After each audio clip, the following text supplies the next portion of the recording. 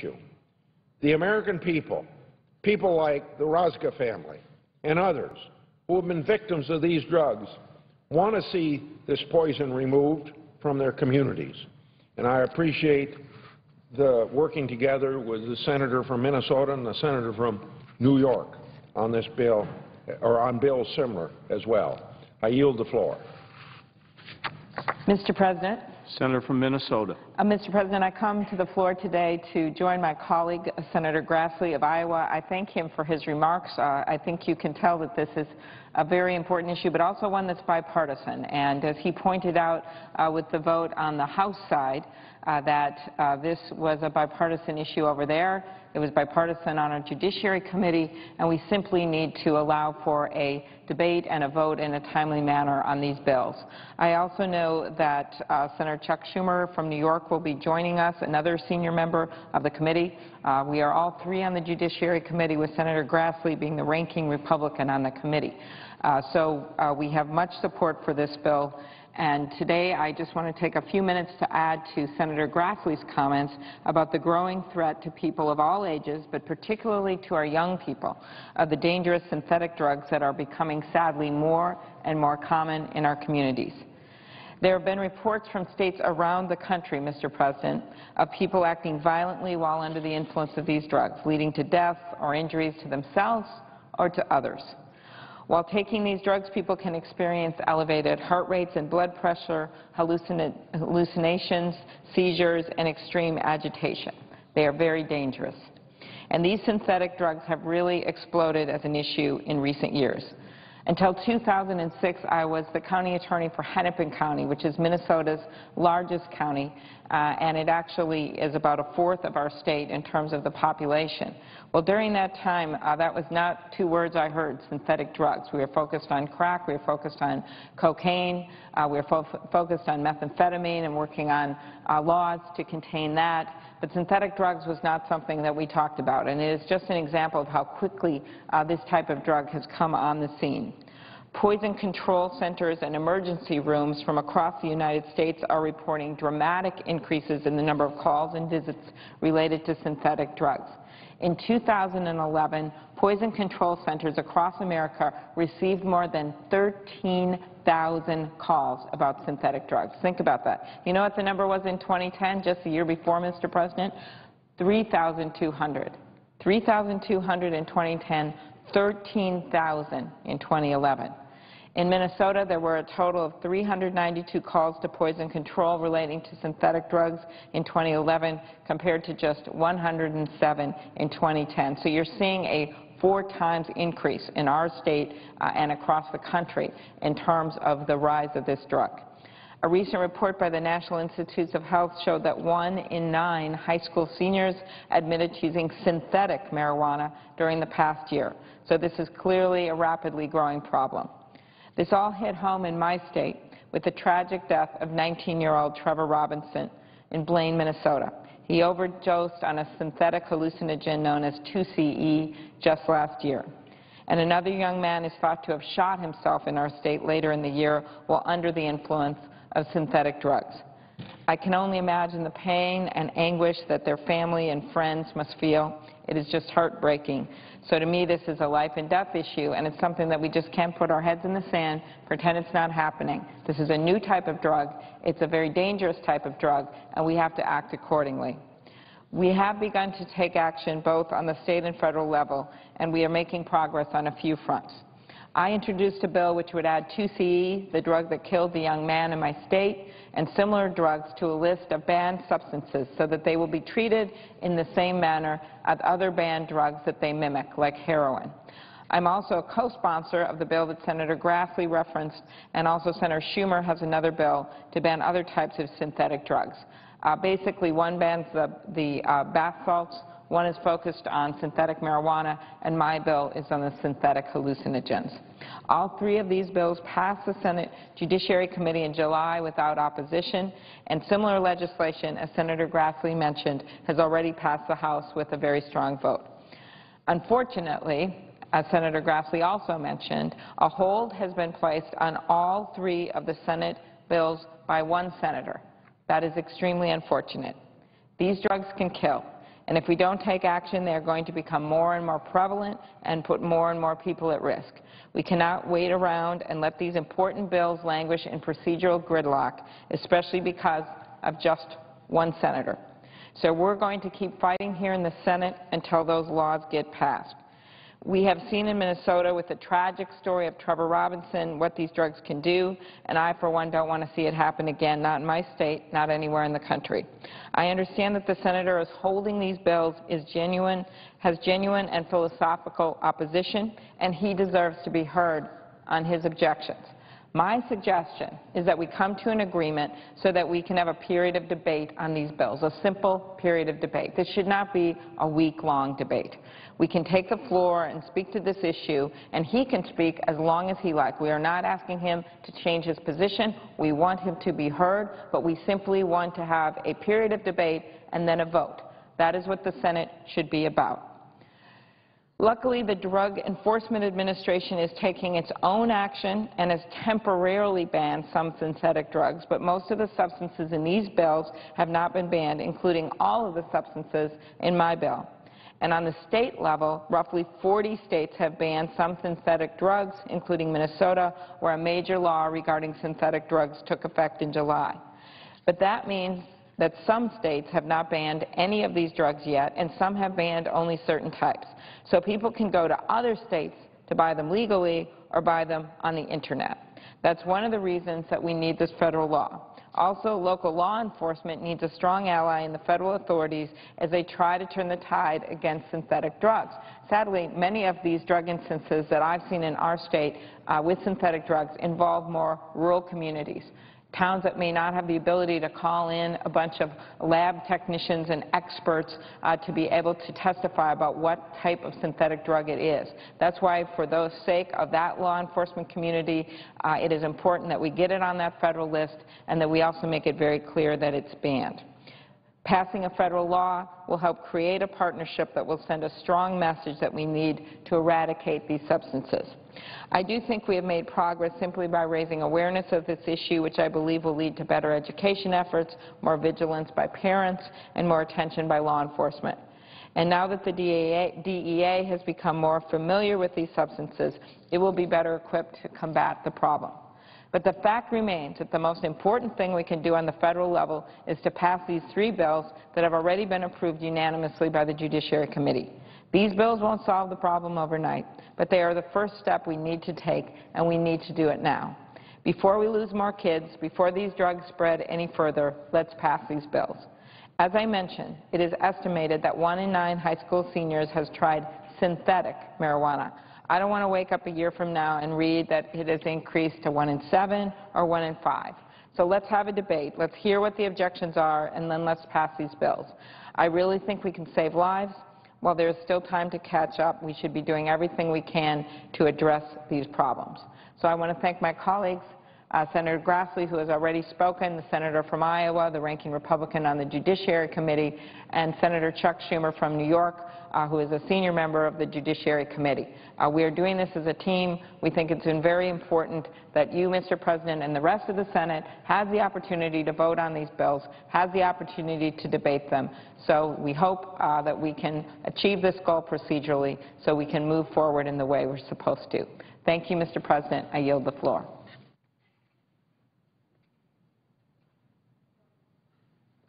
I note the absence of a quorum. The clerk will call the roll. Mr. Akaka.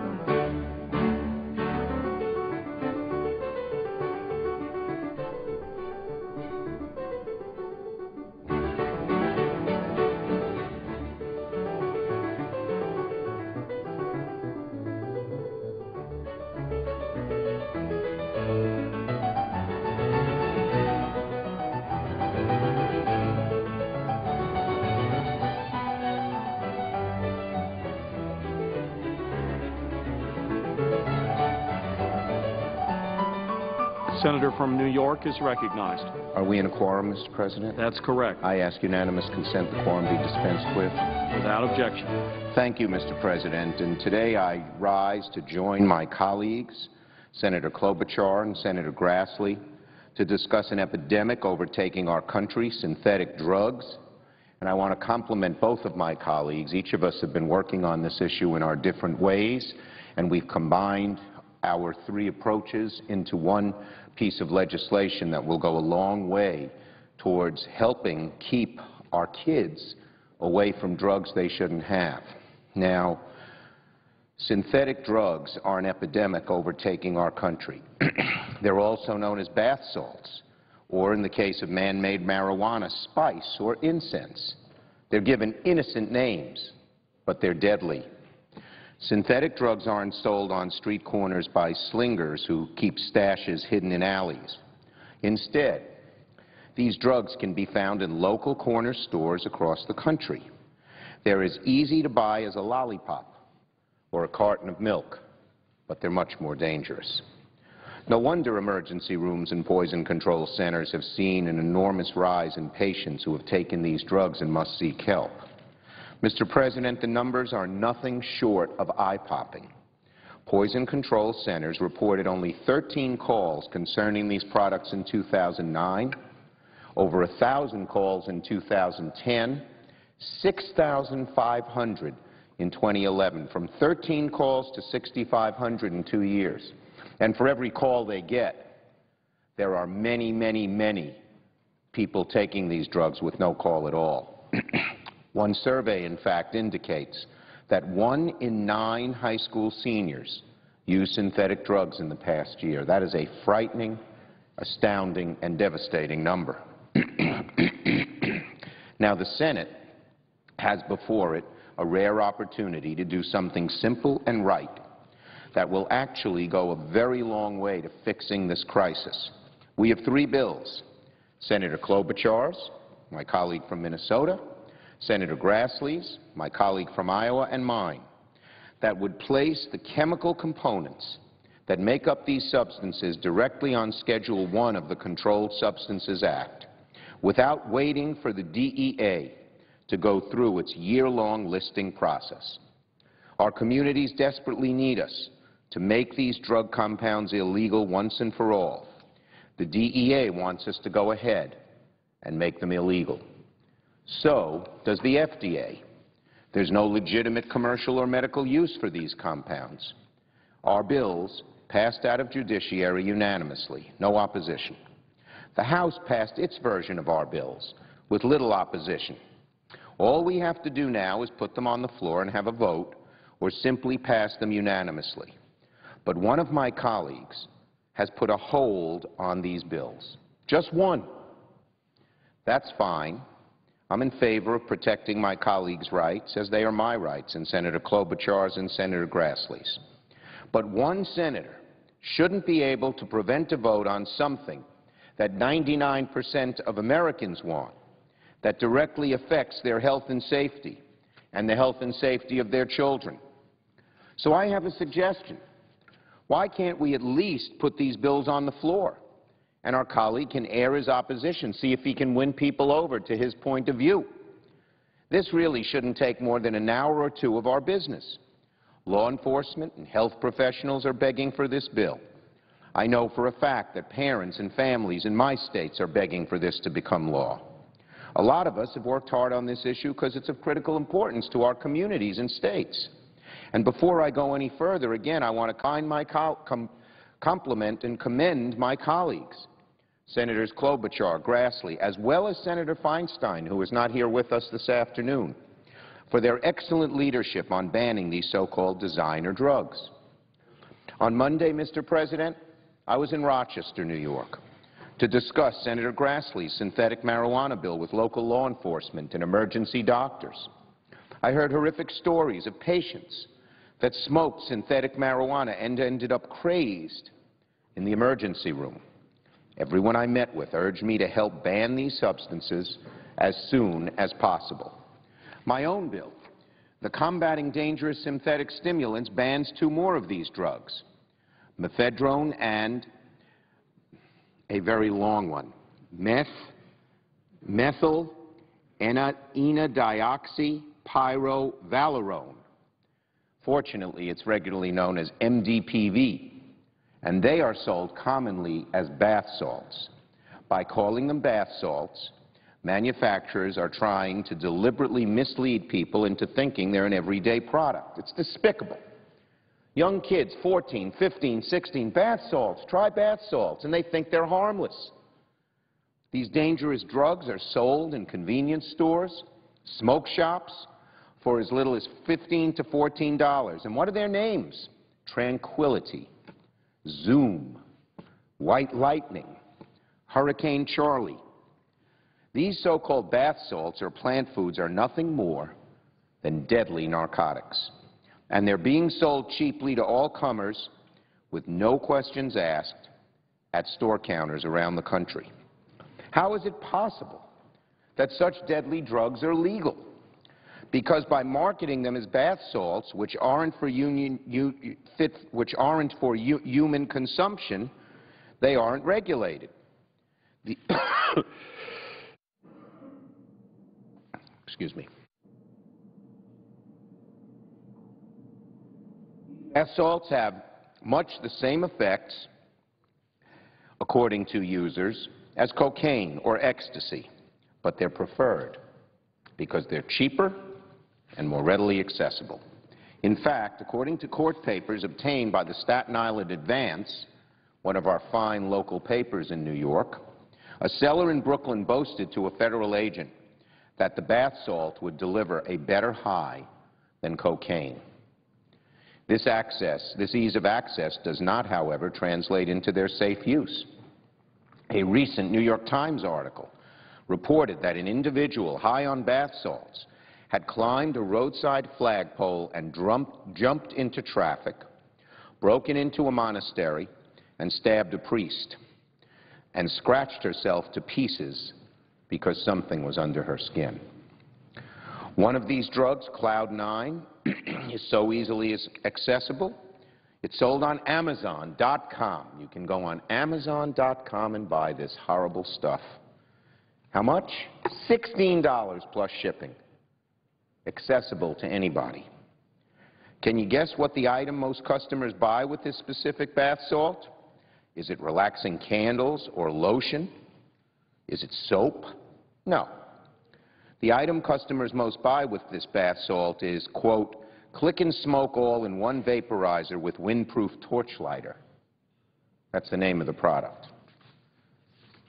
One does not need much of an imagination to believe that the purchasers of Cloud9 are smoking these drugs and not adding them to a relaxing bath. The drugs are the worst kind. Not only do they cause people to perform horrible actions, but they also give the impression that they are legal, that they are innocuous. Make no mistake, these drugs can and will cause harm to their users. At least 30 states, including my home state of New York, have recognized these drugs as harmful. They banned bath salts at the state level. But only the DEA, the Drug Enforcement Agency, and the resources that are behind it can keep these drugs from coming into our country, from crossing state lines, and from morphing time and time again to evade state bans. That's why we need these bills. The DEA temporarily banned 2 of these substances in November. However, the clock is now ticking until this temporary ban ends. FDA and HHS must complete a complicated checklist in the remaining 7 months to prevent these drugs from returning to the corner store. We must provide the DEA with a permanent ban before the time runs out. This will provide them with necessary tools to address these legal drugs on a national stage. The DEA has the ability to spearhead multi-state and international investigations to prevent the manufacture and sale of bath salt. The drugs are deadly and dangerous, yet they're easier to buy than cigarettes in many states. Parents should not worry that each time their child goes into a convenience store or gas station, he or she can buy a deadly drug. The bill has broad bipartisan support. We can't wait for another parent to lose a child because of the inaction of the Senate.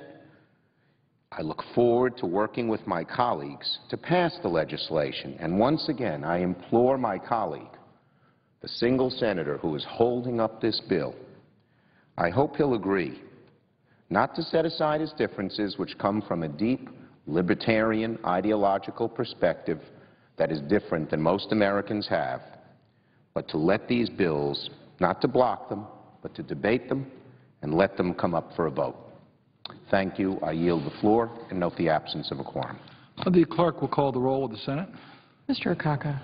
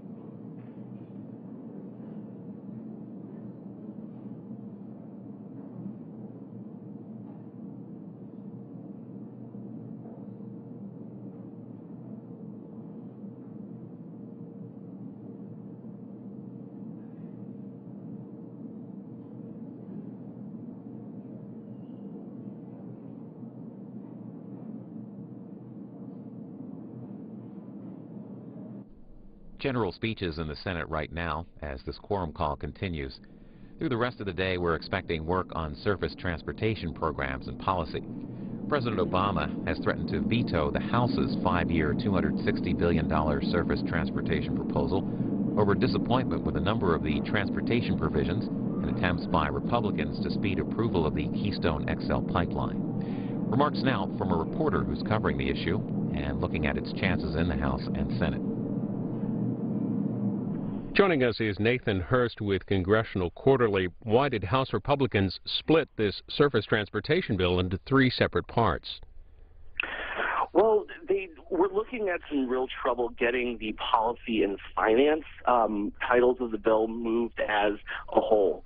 So they made the decision in Rules Committee Tuesday night to take a look at splitting it back up into 3 different titles, specifically so they could look at all of the hundreds of amendments that had come up in a more palatable way and also be able to wrangle the votes they needed to get this legislation passed. The portion they'll be dealing with today deals with expanding oil and gas drilling. So what does that cover? Well, that covers a big part of the pay-for mechanism of H.R. 7, the combined bill. Not only does it cover offshore oil and gas drilling in places like the Gulf of Mexico, but there's also an opening up of the Anwar Reserve, which has been a big controversy in Alaska. But it would also provide, again, a lot of the pay-for money for this bill since there's no will to raise the gas tax to pay for it. A number of lawmakers will be allowed to offer amendments related to the Keystone XL pipeline. How are they seeking to change the bill? Well, they basically want to take on language that we've already seen the House trying to move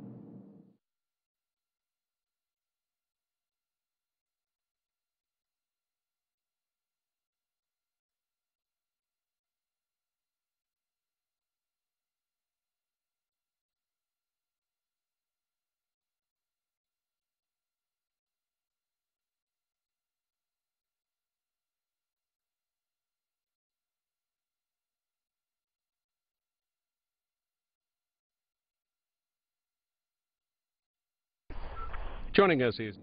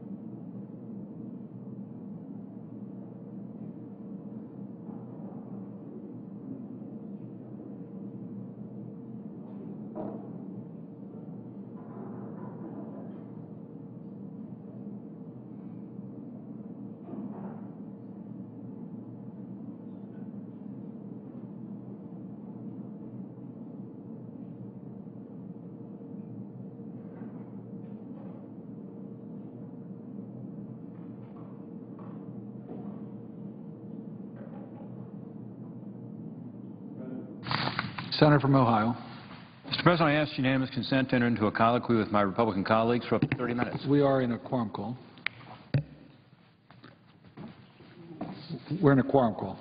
I ask unanimous consent to dispense with the quorum call. Without objection. The senator's request is renew your request for I ask unanimous consent to enter into a colloquy with my Republican colleagues for up to 30 minutes. Without objection, senator is recognized. Thank you, Mr. President. Mr. President, as you know, this week was the week that the President sent his budget to Congress, as happens every year. The budget is a document that determines what the spending will be and the revenues will be, not just for the next fiscal year, but for a 10-year period. So it's really a document about what the direction of our country ought to be. It's a vision for the country, if you will. And it's being sent to the United States Congress at a time when we face extraordinary fiscal challenges. We have a record debt of over $15 trillion. We have deficits that have been over $1 trillion a year for the last several years, and it looks like this year, once again, will be well over $1 trillion.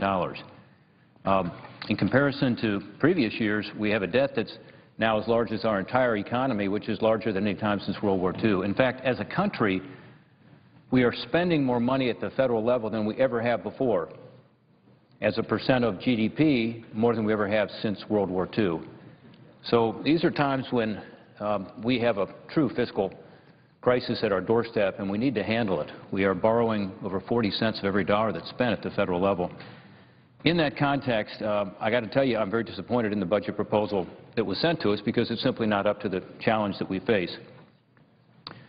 It taxes too much, it borrows too much, and it spends too much. And unfortunately, it adds another $11 trillion to the national debt over this 10-year period. Again, a debt that already tops 100% of our country's economy. It does nothing to change the fact that Social Security and Medicare are in trouble. Very important programs, of course, but by not addressing them in this budget document, it means that what everybody knows is that unless we do something, they will head toward insolvency. This continues to be the case. Remarkably, I thought the President proposes another $350 billion in a so-called stimulus bill within this budget. And pays for it how? Well, either in red ink with more borrowing or by raising taxes. It actually raises taxes by nearly $2 trillion over this 10-year period. And this is despite the fact that the Congressional Budget Office has told us that by raising taxes, we're going to hurt the economy. In fact, result in higher unemployment next year than this year. We all know that the long-term drivers of these deficits is entitlement spending. These important programs, Social Security, Medicare, and Medicaid, along with interest on the debt, is called the mandatory spending part of the budget. That's now a bigger and bigger part of the budget and the fastest growing part of the budget. It's 64% of the budget this year. Under what the President has proposed for the next 10 years, that mandatory spending, which means it's not subject to annual appropriations by Congress, again, important programs, but not on a sustainable path, this mandatory spending will grow from 64% of the budget, where it is today, which has grown and grown over the years, to 78% of the budget in 10 years, under the budget proposal the President has put forward. Republican, Democrat, Independent alike, we know that this is not sustainable. It's not sustainable, and unfortunately, it's going to hurt these programs in a way that is going to make it very difficult for our seniors and others who rely on them. Overall, the President's promised deficit reduction also doesn't look like it works. The budget claims $5.3 trillion in deficit reduction over the next decade. However, if you look at it, that $5.3 trillion does not come from spending cuts. Looking at a budget table, Table 3, and I ask folks at home to take a look at this, 99.9% of that $5.3 trillion in so-called deficit reduction does not come from spending cuts. It comes from tax increases, almost $2 trillion, a savings that is considered to be a gimmick, saying that we're not going to spend as much in Iraq and Afghanistan. Everybody knows we're not going to spend as much there, and yet they take credit for that.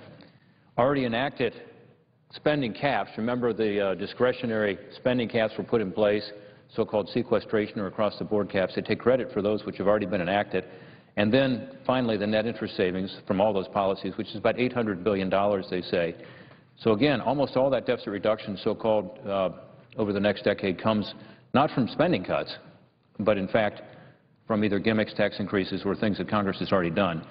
That leaves very little, about $4 billion out of the $5.3 trillion that is really spending reductions. And by the way, on top of that, in the so-called baseline, the President bases his numbers off of. In other words, you have to determine what would the spending otherwise be. In that baseline, there's another $479 billion in new spending on Pell Grants, on the Medicare doc fix, and so on. So the spending savings completely vanish when you put all that together. That's not the kind of budget we need right now.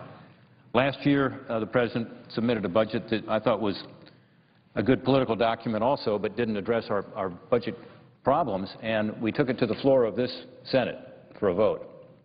And in the Senate last year, the President's budget was voted on by Republicans and Democrats, and it lost by a vote of 97 to nothing. Now, I don't know what this budget would do if it came to the floor, but I'm not sure it would fare much better because, frankly, when you look at this objectively, it's hard to say that it addresses the very real problems that we face. Now, these are problems that relate to our spending and relate to the fact that we have these big deficits and debts, but ultimately it relates to what's going on at kitchen tables all over America, which is people are having a harder time finding work, keeping jobs, making ends meet.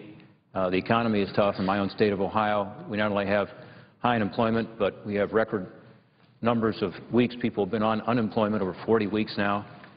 We have a lot of people who have given up looking for work altogether.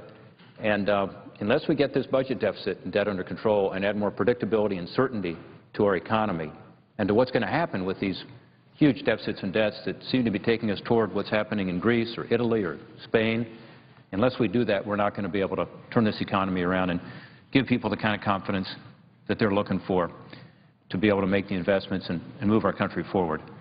Mr. President, there are some other folks who are with me here today, I see, who've come. I'd like to ask them if they wouldn't mind talking a little about the budget from their perspective, what they see in this budget, the concerns that they might have, and ideas that we have to try to improve our fiscal situation, therefore our economy. I see that the ranking member of the Budget Committee is here. Senator Sessions, I know you wanted to speak briefly on this. Thank you. Thank you, Senator Portman, for your comments and for your leadership on the Budget Committee. And we have three fabulous members of the Budget Committee, new members, in Senator Toomey and Senator Portman and Senator Ron Johnson that are with us and will share their perspectives as new members on the Budget Committee.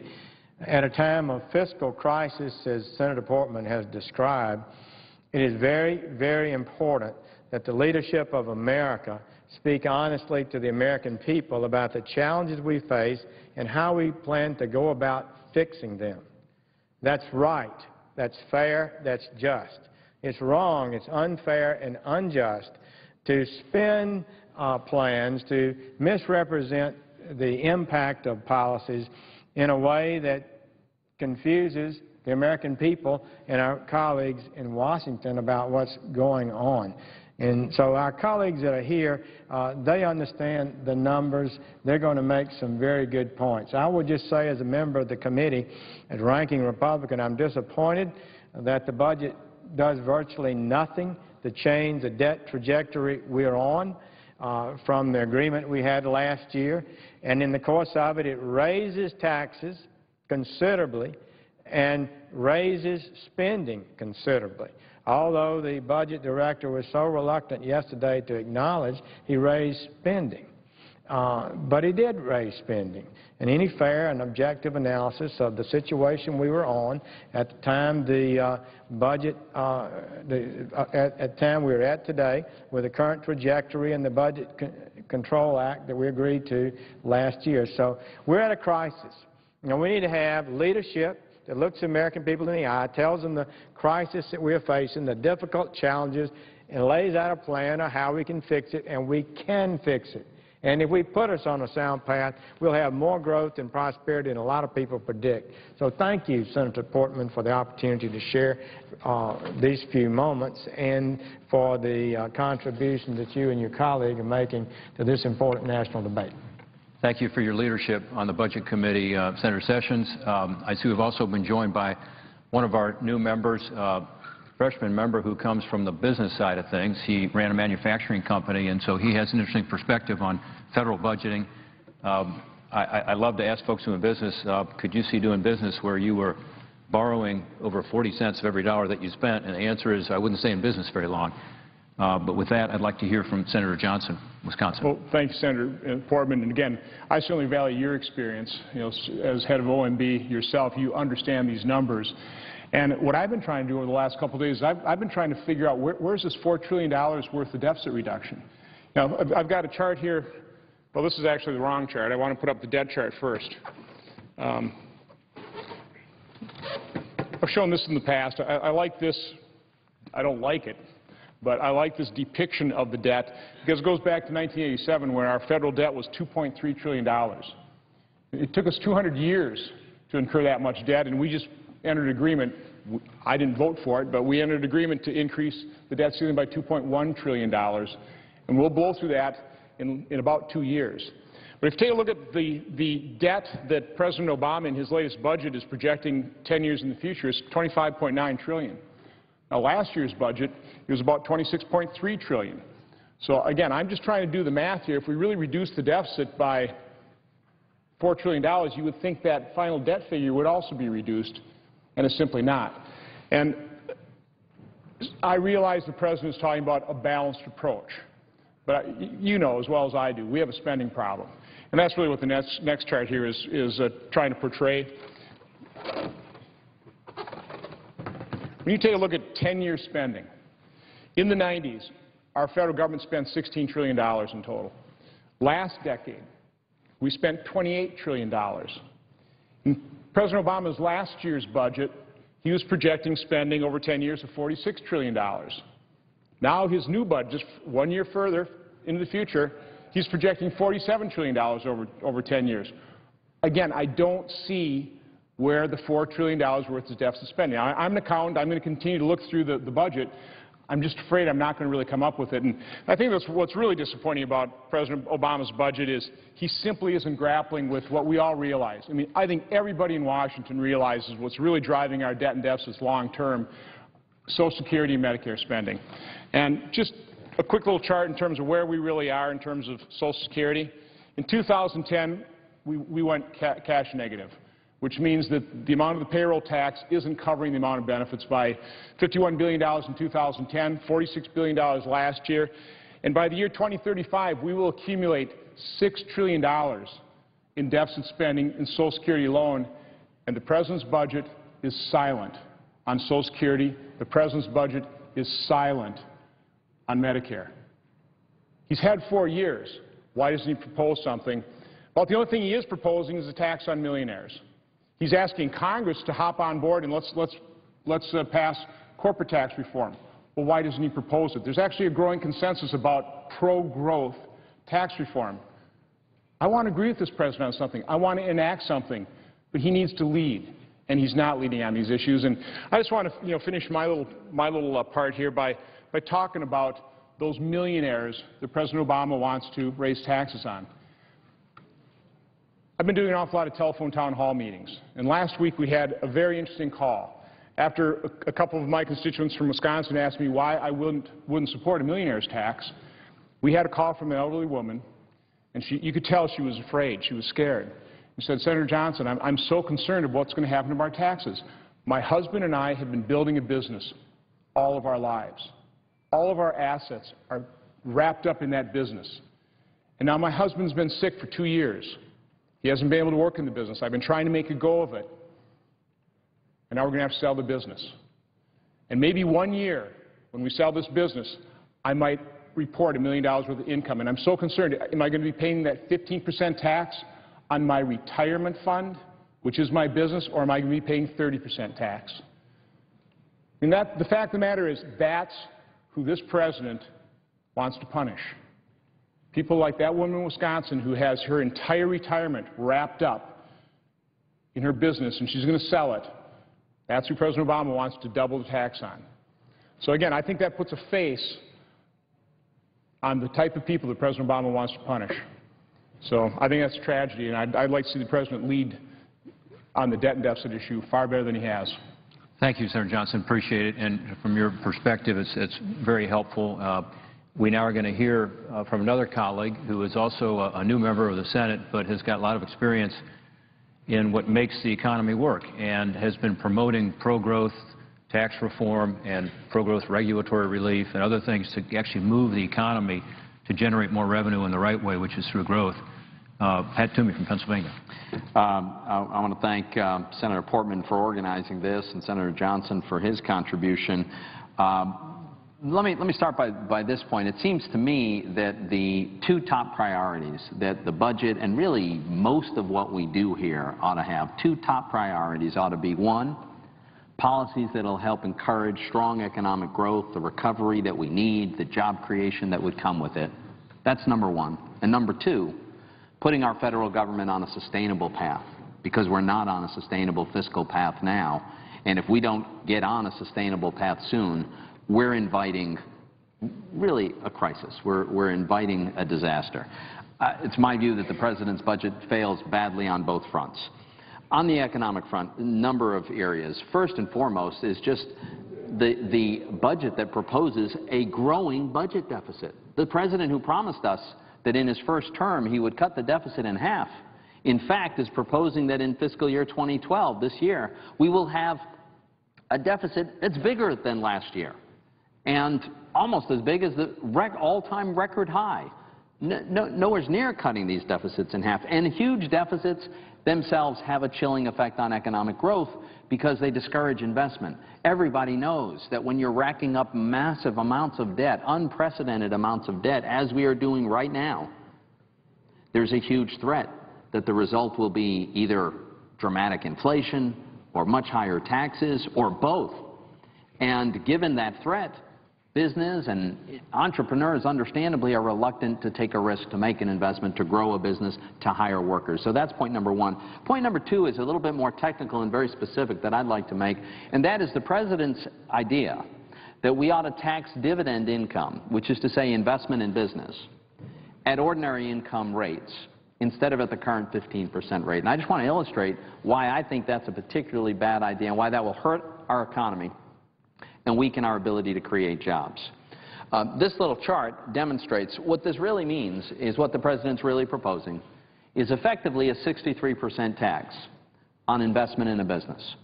And the reason I say that is as follows. If you imagine yourself, you've saved, let's say you've saved some money and you want to invest in a business so that that business can grow and hire workers, how will these taxes be paid? Well, right now we have just about the highest corporate income tax rate in the world. So if you make an investment in a business and that business makes a profit, first thing that company has to do is pay 35 of every $100 that it makes. Let's assume the company makes $100 at the 35% top income tax rate that the company pays.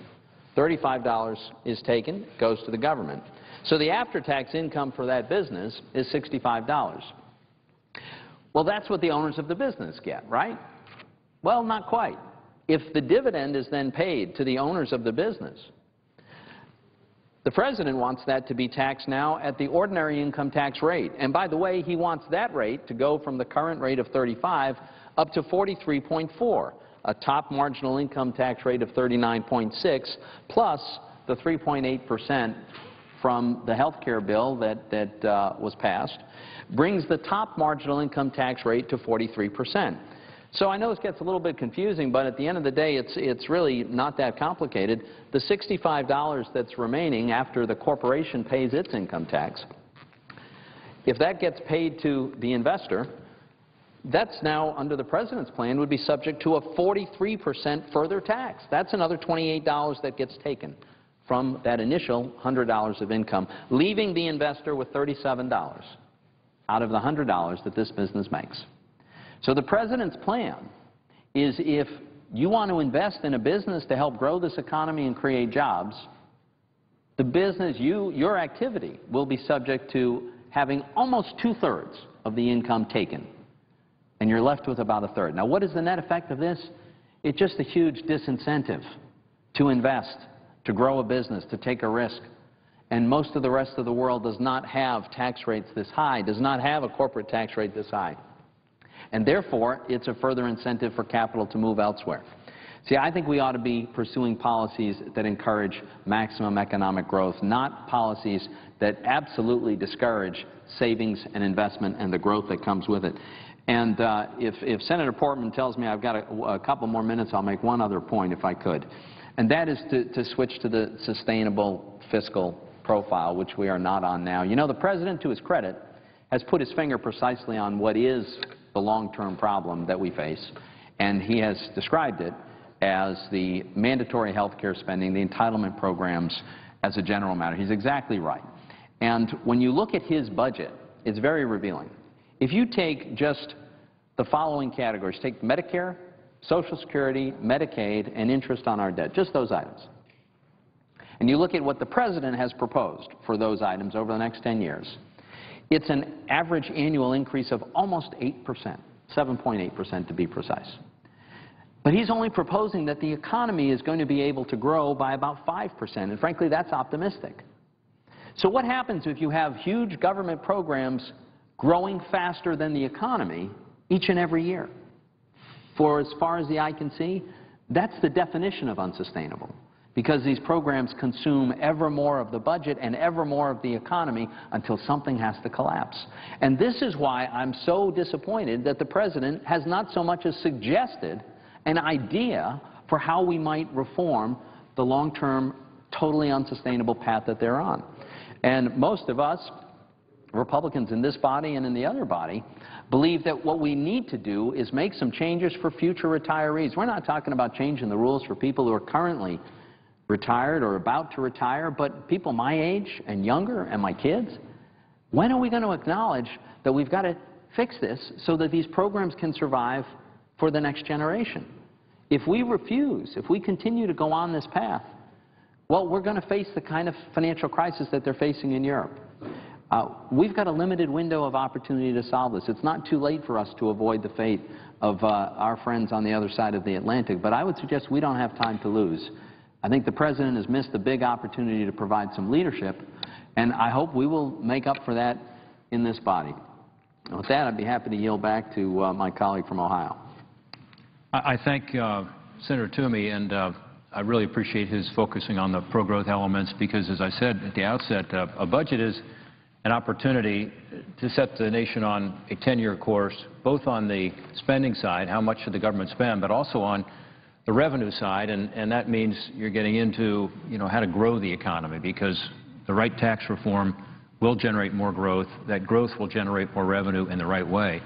And unfortunately, if you look at the proposals the President has made, he does nothing to help improve our economic growth. In fact, when the dividend tax was moved down to 15%, it was done so because, as Senator Toomey has rightfully pointed out, it's a double tax. In other words, it's already been taxed once at the company level, and so that, when you get a dividend paid, you shouldn't have to pay a high tax on it again.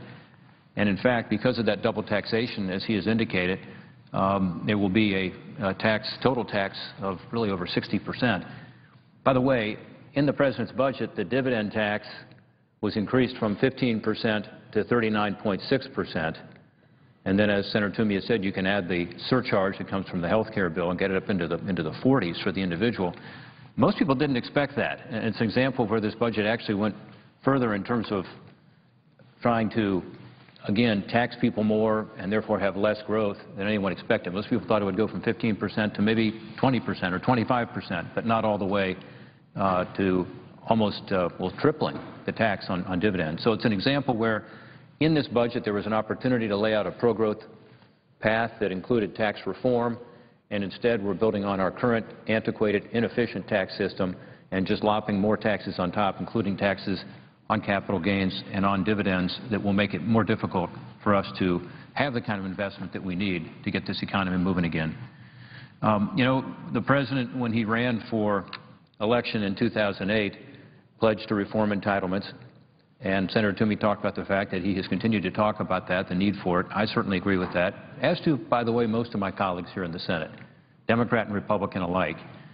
The budget, of course, does nothing to help. In fact, it increases the cost significantly on entitlements. As Senator Toomey has said, an 8% increase on average for these important programs, but that puts them on an unsustainable footing when the economy will not be growing nearly that fast.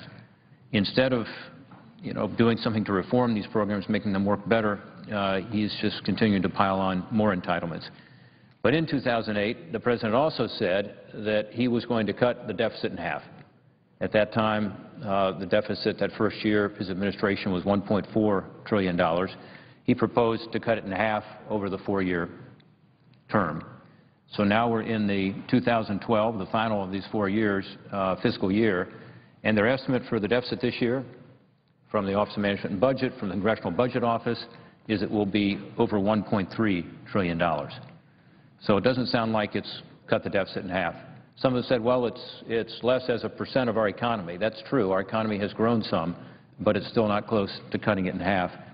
So, a lot of things happen during a presidential term, but I would hope that the President, in putting forward a budget, would have put forward a serious effort to, in fact, reduce the deficit significantly, get this economy back on track, and prepare for, again, this unsustainable growth in entitlements by truly reforming the programs to make them work better and to make them sustainable over time. We still have the opportunity to do that here in the United States Senate. It is an election year, but we still have 8 or 9 months until the election. We should get busy working together as Republicans and Democrats, not to follow the President's budget because, unfortunately, it doesn't provide the guidance we need, but to follow what all of us in our heart know has to be done, which is grow the economy through pro-growth, sensible approaches like tax reform, like regulatory relief, like using more of our own natural resources here in this country that can help grow the economy on the one hand and therefore create revenue. And then second, we ought to do everything we can to reform these programs, to make them sustainable, to reduce our annually appropriated spending in ways that are responsible not just to our kids and grandkids, as important as that is, but to today's economy, to ensure that we can indeed have a strong recovery that all of us hope for and begin to bring people back to the workforce, create jobs, get this economy moving again, and give people that dignity and self-respect that comes from work. Thank you, Mr. President. Appreciate giving us the time today. I'm glad to have had the opportunity to talk about this budget. I yield the floor and note the absence of a quorum. The clerk will call the roll of the Senate. Mr. Akaka.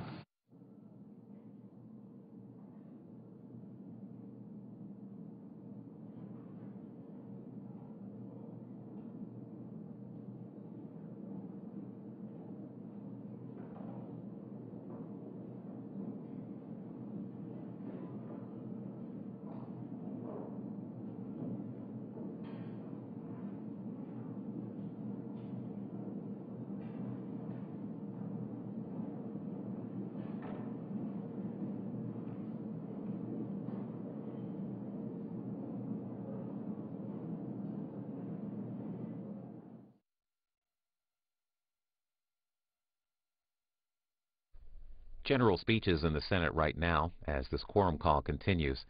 Through the rest of the day, we're expecting work on surface transportation programs and policy.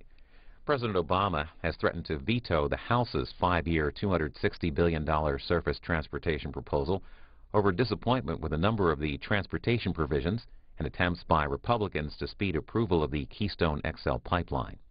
Remarks now from a reporter who's covering the issue and looking at its chances in the House and Senate.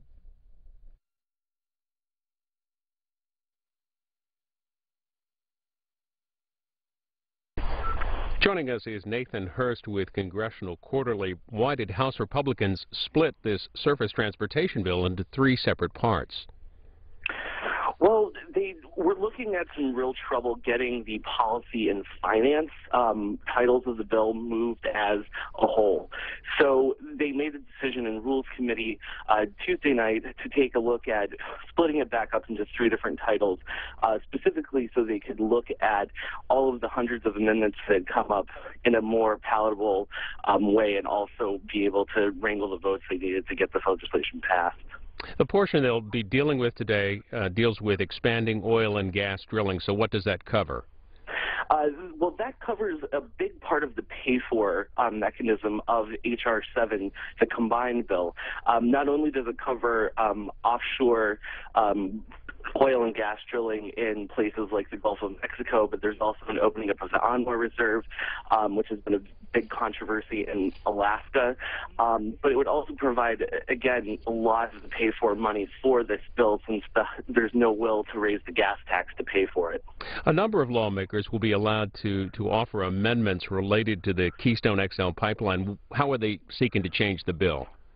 Well, they basically want to take on language that we've already seen the House trying to move separately and as amendments to other bills that would essentially circumvent executive branch review of the Keystone XL pipeline and provide a congressional approval for that project, which has been a big goal of the GOP in the latter half of the session. The second part of the financing portion of this legislation deals with government pensions. What are Republican leaders trying to do there? Well, this has actually ended up being quite an issue overnight because we've had the transportation bill moving forward at the same time as the payroll tax cut extension legislation. And it ended up that there had been a deal struck to use that same pay-for the payroll tax extension as was being proposed for H.R. 7, the transportation bill. So this morning, one of House Speaker John Boehner's top aides came out saying it looks like we're going to have to perhaps push back some of the date on this and it possibly spill over into the week after the President's Day recess, because now that pay-for has already been spoken for on the payroll tax side, they're going to have to be searching for more dollars to fund the transportation bill. Summing it all up, though, how much money would be raised between these two financing pieces, the proposed pension piece, the drilling piece? Well, it would actually cover about half the cost of the bill.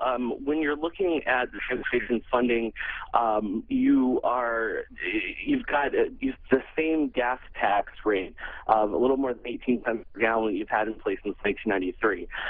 That provides about $35 billion a year, depending on how you look at it. And the cost of the bill is more in the $50 to $60 billion range. So you've got about $20 billion a year that needs to be covered. So we're looking at more than $100 billion between these to cover transportation costs. And the overall cost of this 5-year bill? $250 billion. Over in the Senate today, it looks like they're going to move forward working on the transportation measure. How different is that bill there? That's a 2-year bill, a much narrower in scope, and it was really the prime product of Senator Boxer from California. So it's very much a Democrat-driven bill. There's no oil and pipeline pay-fors there. The pay-fors actually came out of the Finance Committee, where Senator Max Baucus kind of gave Republicans a large menu of options that they could pick from. And you've got everything from some tax sunsets for the paper industry, and some other smaller offsets. One proposal is to revoke passports of tax scofflaws to force people to pay up and basically drive that money back into the transportation bill. But again, it's only a 2-year bill. Typically, when we've been looking at highway reauthorizations since the start of the interstate system, when this was really the way that the legislation moved forward, you're looking at 6-year bills. So this is the shortest term bill that we were looking at. It has a $109 billion cost, which right now, given the fact that there's an insistence upon paying for everything and not adding to the deficit, it seems at least a little more viable to get some bipartisan buy-in. But as we're seeing in the Budget Committee this morning, and also some finance portions that were marked up earlier this month, there's still some consternation there as far as how you're going to get that $12 billion gap, which is what you're seeing on the Senate bill. Covering the transportation debate on Capitol Hill, Nathan Hurst with Congressional Quarterly. Read more at CQ.com. Thanks for the update. Absolutely.